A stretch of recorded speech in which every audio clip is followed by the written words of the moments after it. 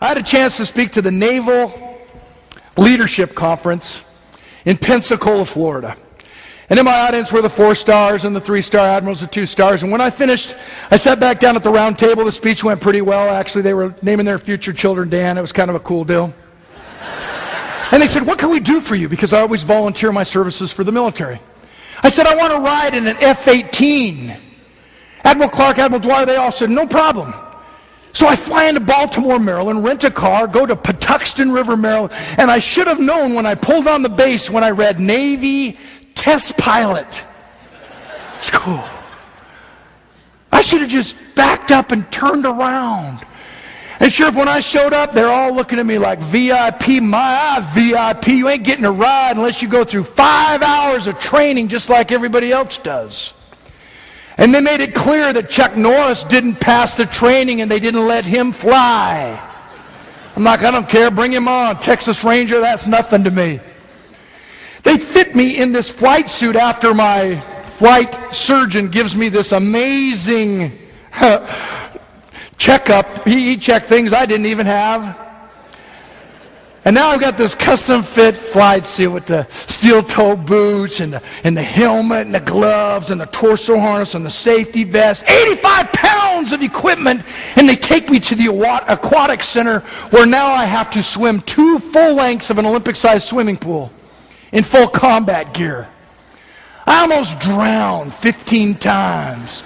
I'm like, every time I came up for air, they're on the sideline going, "See, I knew we'd get him. Yes, all right." Then they had me tread water for 15 minutes, almost died again. Then they got this wild idea, what happens if you crash and you lose your sight underwater? So they put me in an underwater maze, blindfolded me in my helmet, and had me find my way out. Almost died the 3rd time. Now it's time for spatial orientation training.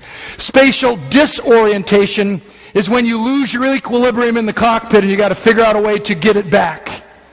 So they strapped me to this souped-up bar stool, spun me around for 10 minutes, had me get off and find the wall. I felt like I was at a fraternity party in college. Then they take me in. "Hey, you ever eject out of a jet?" I said, "Excuse me?" He says, "Hey, you ever eject out of a jet?" I'm like, "Duh." He straps me on this sled, tells me to pull the lever, the yellow lever between my legs when he says 3. I said, "What?" He said, 3. Poof. 3.5 G's on my face. Unbelievable experience. 5 hours later, I'm exhausted, but I passed the training, and I'm so excited. And I go to dinner that night with Colonel Eugene Frazier, call sign Gator. I said, "Colonel, is there something special you think I ought to eat before I fly?" He says, "Yeah, bananas." I said, "Why? For the potassium, am I going to cramp up?" He said, "No, they taste exactly the same coming up as they do going down." I wake up, they take me to the flight line, and they introduce me to my pilot, Captain Bill Reuter, call sign Roto. There's no Maverick, there's no Cougar. I didn't see Kelly McGillis in the restroom. My dreams are shattered, and now I'm putting my life in the hands of Roto Reuter.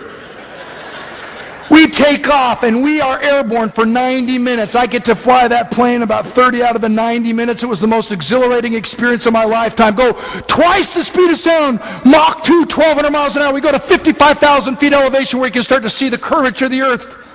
And then dive straight down into a 500-foot elevation. Going 640 knots, 500 feet off the ground in a simulated bombing run. It's the coolest video game I've ever played in my entire lifetime. Everywhere we went, loop, the whole deal. And when we landed and I put my face back over where it was supposed to be, I wanted to learn the lesson. I wanted to understand. And I said, "Roto, how did we fly this magnificent F-18? He said, "By feel." I said, "What? You fly a high-performance jet? High technology, gauges and gadgets crammed bumper to bumper in this cockpit, and you fly a high-performance jet with the right side of your brain, the touchy-feely, emotional, relational side of life?" He says, "Absolutely." He said, "That control stick that sticks up out of the floor that you straddled with your knees, that control stick moves 3 inches forward, 3 inches to the left, 3 inches to the right, 5.5 inches backwards. Going twice the speed of sound, you need only move that control stick 1 inch in either one of those 4 directions, and it completely changes the entire direction of the aircraft 45 degrees. Change and stretch is a little teeny bit extra effort. One moment in time changes everything. No matter what our past has been, we have a spotless future. And to tie it into your theme, taking care of business, let me just answer the question that's probably on your mind. So, Clark, did you pop your cookies? May I simply say that Colonel Fraser was absolutely correct about those bananas.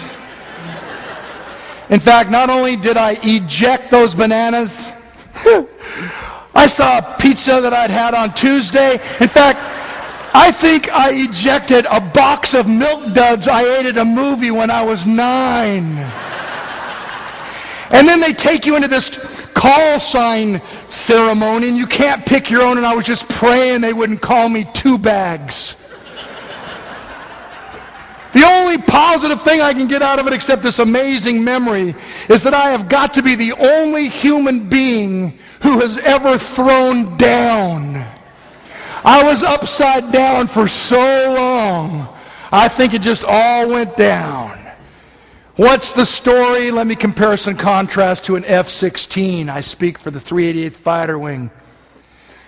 And after I finished with the Air Force, they said, what is your speaker's fee? I said, I want to ride in an F-16. They said, we can do that. I'm not belaboring the point. I just want to comparison contrast the flight style. You see, in a F-16, there's no control stick that comes out of the floor. It's a control grip mounted on the right side of the cockpit. It only moves 1/8 to 3/8 of an inch. You can't even tell you're moving it. You're like, whoa, whoa! And we took off. 9.4 Gs, went 1.1 Mach, did all the air show maneuvers. I've since flown with the Thunderbirds, had the exhilaration time of my life. We did air-to-air combat where we chased another F-16, they chased us. 90 minutes later, having had the opportunity to also fly that jet 30 out of the 90 minutes with this control grip that only moves 1/8 of an inch, we land. My pilot, Bill Coots, call sign Cooter. Cooter, how did we fly this magnificent F-16? He said, hot lips. That's my call sign. No questions. He says, hot lips, you become the plane. I said, what do you mean? He said, Dan, when you climbed up that ladder and slid into the F-16, did you strap into the F-16 or did you strap the F-16 onto you? Regardless of the economy, regardless of the competition, regardless of the attitude of our coworkers or family members, we have the moral obligation to start that stretch and answer cornerstone number 2. How do we do it? From the inside out, simply because we can.